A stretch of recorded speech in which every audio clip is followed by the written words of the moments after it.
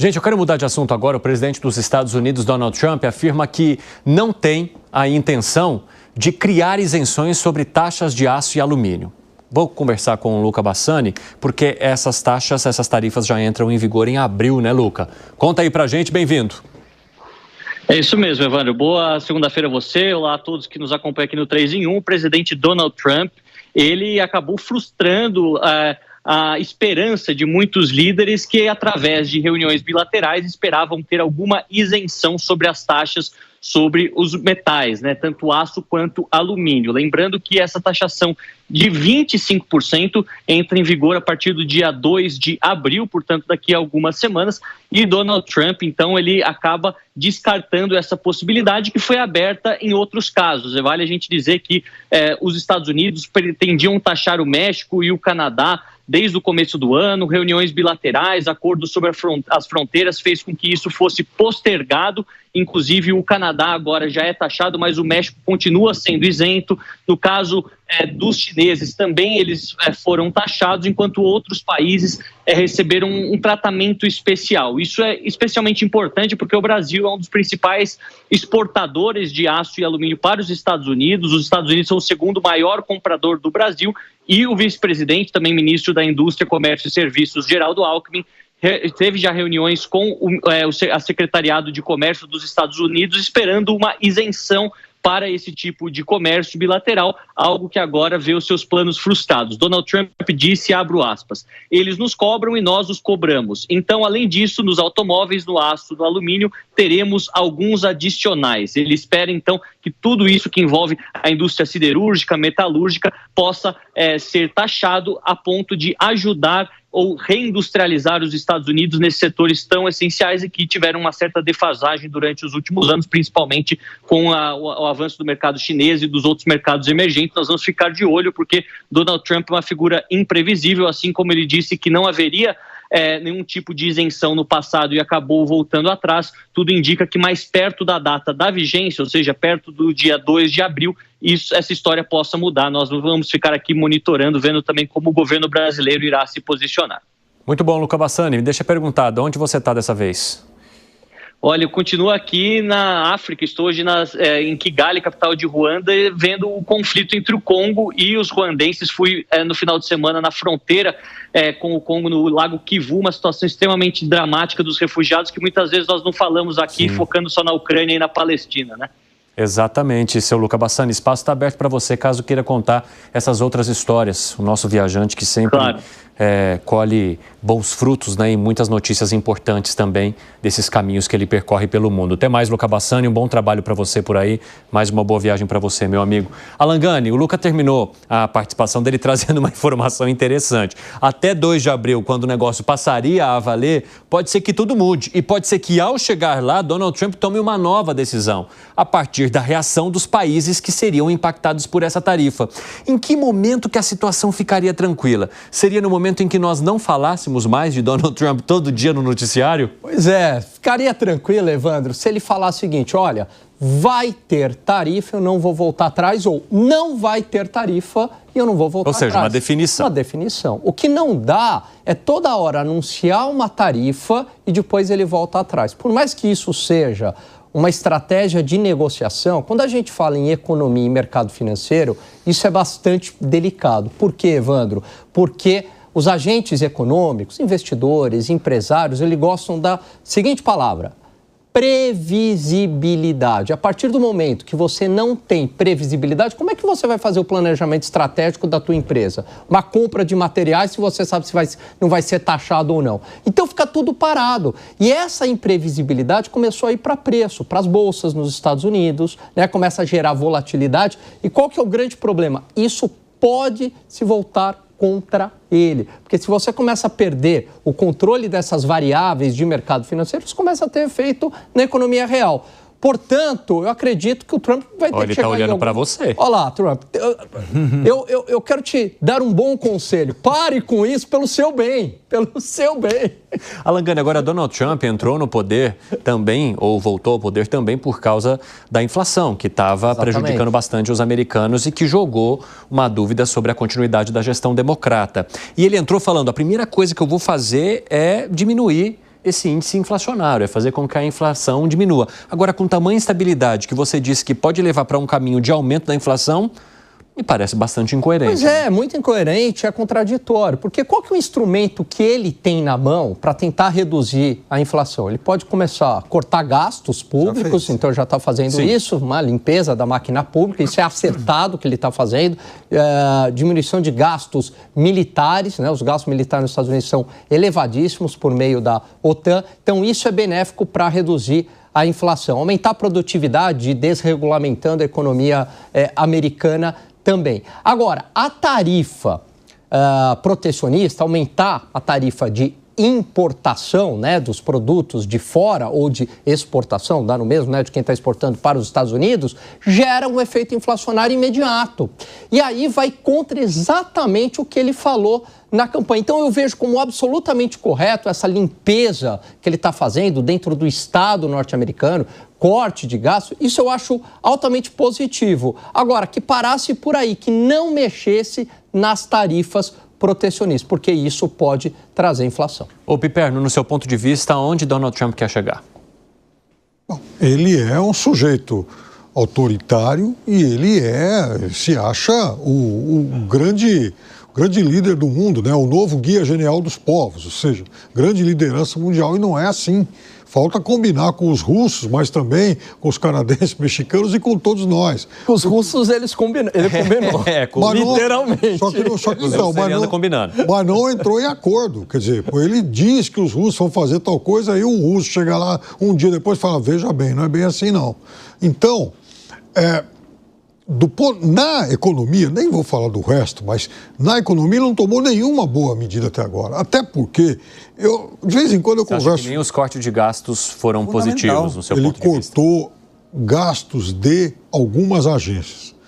Na verdade, é óbvio que isso vai desonerar um pouco, sim, né, o que é gasto anualmente pelo governo americano.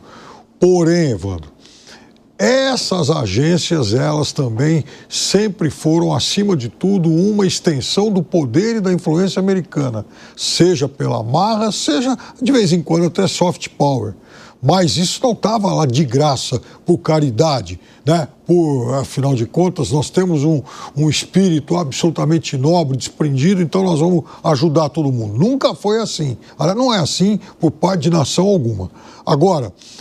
Mas não, você falou corretamente, soft power que essas agências tiveram aí ao longo dos anos. Basicamente, eram muitos gastos para influenciar jornalistas e intelectuais ou seja, para a pauta woke mundo afora, ou para criar narrativas favoráveis ao próprio governo norte-americano do ponto de vista geopolítico. Aquelas revoluções coloridas, como a Revolução Laranja na Ucrânia, entre outras. Governos... E aí eu acho que é uma medida correta. E governos conservadores americanos usaram isso exatamente. Ao longo Mas você tem razão, porque aí só te fazer só uma observação. Neoconservadores, que o Trump fala, os neocons, que...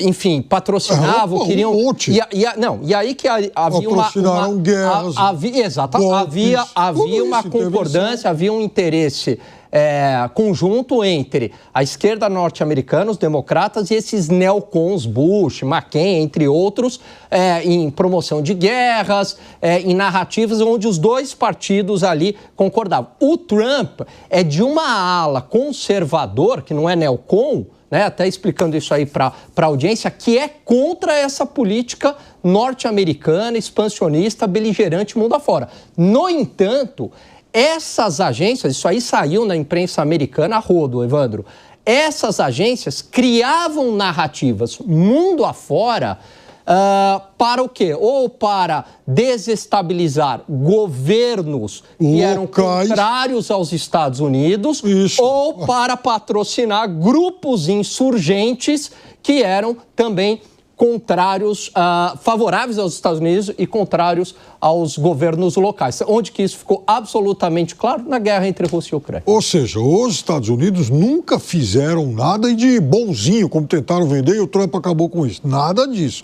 Eram agências, são agências que defendem interesses americanos. Agora, a questão do protecionismo, vai penalizar de cara, o primeiro prejudicado disso, os primeiros serão empresários e empresas americanas que estão instalados em outros países e vão ser penalizados lá. Fala, Zé. Eu sempre faço a ressalva de que Donald Trump foi eleito presidente dos Estados Unidos e a campanha dele é a América em primeiro lugar, ou seja, o interesse total dele. E acho, Gani, que você tem razão quando elogia no sentido de corte de gastos lá internamente, e ficaria muito estranho que ele cortasse os gastos internamente com demissão. Ninguém gosta de fazer isso, né? Uma demissão é pesada. Quando você demite um funcionário, você demite a família de alguém, né? Então, ninguém gosta. Mas ele fazendo esses cortes lá e não fizesse também os cortes externos, né? A ONGs, a conselhos, ajudas no Brasil, no mundo inteiro, inclusive no Brasil. Então, era preciso, se ele faz internamente, ele também tem que fazer cortes externamente.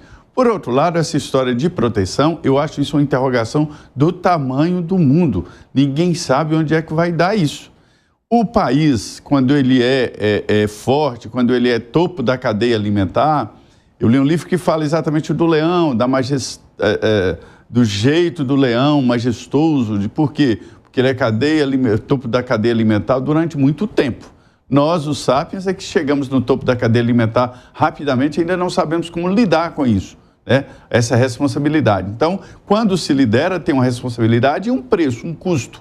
E é o custo dos Estados Unidos em liderar o mundo ali em política, em tendências e assim por diante.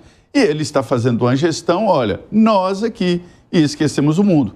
Para a gente, para mim, olhando aqui, é horrível. Para o Brasil, terrível. Mas para o americano, para os norte-americanos, é a gestão esperada. Inclusive, isso foi discutido em campanha, durante a campanha eleitoral.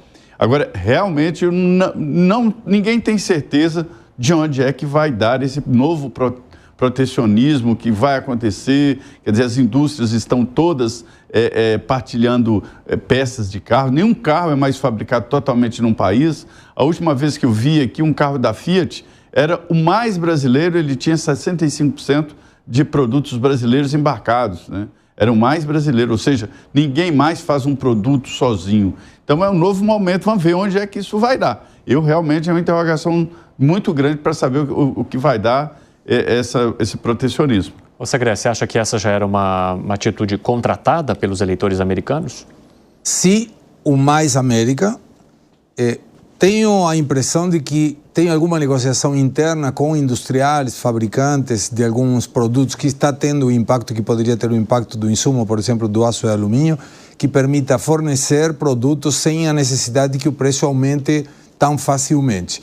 Por outro lado, em relação a essas agências, Piperno não defendem os interesses americanos, defendem os interesses que eram do governo Biden, que não necessariamente era o governo americano. Então, por que o Elon Musk e o Trump detonaram essas agências? Por que retiraram o financiamento? Porque não estava alinhado com esse governo. Outra coisa, a direita brasileira precisa estudar, por exemplo, o que foi a USAID, o que ela fez ao longo da vida, porque parece que ela só existiu no governo Biden. Sim. Ela vivia aqui na América do Sul, vivia na Indonésia. Alguém sabe, por exemplo, o que é o protocolo Jakarta? Aquilo era uma metodologia de golpes, que agências como USAID participavam e espalhavam pelo mundo, a América Central, pela África. Dá a impressão que foi o Biden que fez. Não, mas estamos falando de muitos anos atrás. Estamos falando de muitos anos atrás. E agora, nessa última etapa, inclusive, vai sobrar muito para o Brasil. Tem muita gente daqui que pegou dinheiro da USAID através de ONGs para não identificar. Enfim. 5 anos atrás, quem era o presidente americano?